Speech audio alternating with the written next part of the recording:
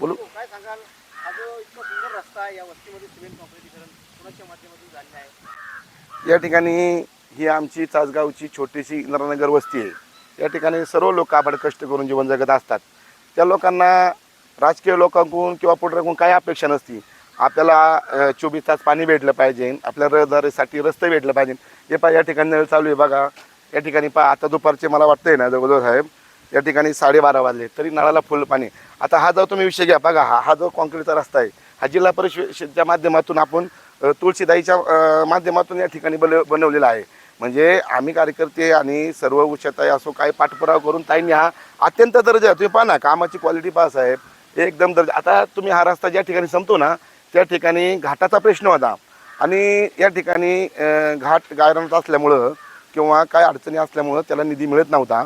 परंतु जे आमच्या म्हणजे गाडी मालक आहेत त्यांच्या मनात एक खंत होती, आमच्या मनात एक खंत होती साहेब. मी स्वतः सचिन भाऊनी आम्ही पुढाकार घेऊन या कारखान्याचे विद्यमान चेअरमन बेंडे नाना यांच्याकडे गेलो. आम्ही आमची अडचण त्यांना दूर केली, ते आम्हाला साहेबांकडून घेऊन गेले.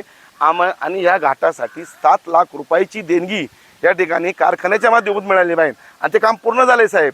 म्हणजे अतिशय चांगली कामं या ठिकाणी जी झाली आहे ती राष्ट्रवादी काँग्रेस पक्ष, नामदार दिलीपराव वळसे पाटील साहेब आणि आज आपल्यात हयात नाही ज्यांच्या जेव्हा आम्ही काम करतो आज त्यांचं नाव जरी काढलं तर खरं डोळ्यात पाणी येतं. असं अजितदादा हे नुसतं पश्चिम महाराष्ट्राचेच नाही तर पुणे जिल्ह्याचे नाही, जे महाराष्ट्र राज्याचे एक कर्तृत्ववान व्यक्तिमत्व होते. ठीक आहे, त्यांची नक्की ही जी कामं पाहिली तर नक्की आठवण येते, कारण की त्यांच्याच आशीर्वादाशिवाय ही कामं होऊ शकत नाही. काय आव्हान कराल मतदारांना तुम्ही?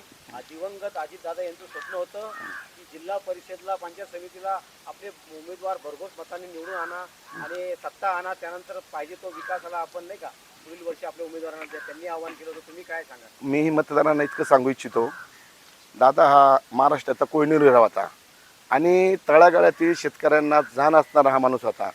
आज तुम्हाला सांगतो 0% व्याजदराने आज जी सोसायटीला कर्ज मिळतं, आज आपल्या महिला भगिनींना 24 तास घरात लाईट मिळती.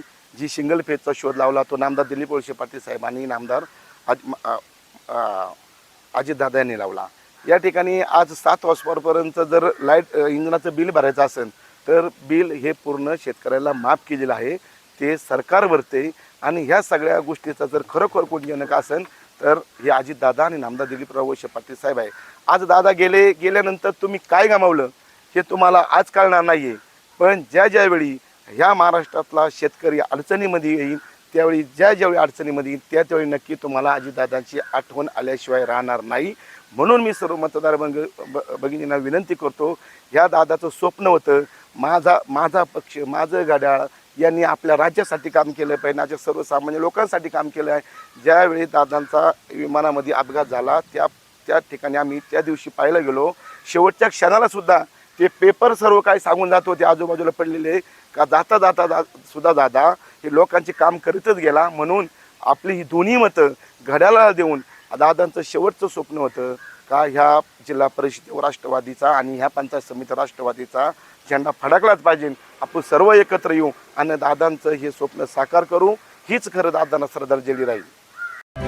आपण पाहत आहात तेज तुफान न्यूज, न्यायिक व निर्भीड बातम्यांचे सर्वांचे आवडते नेटवर्क.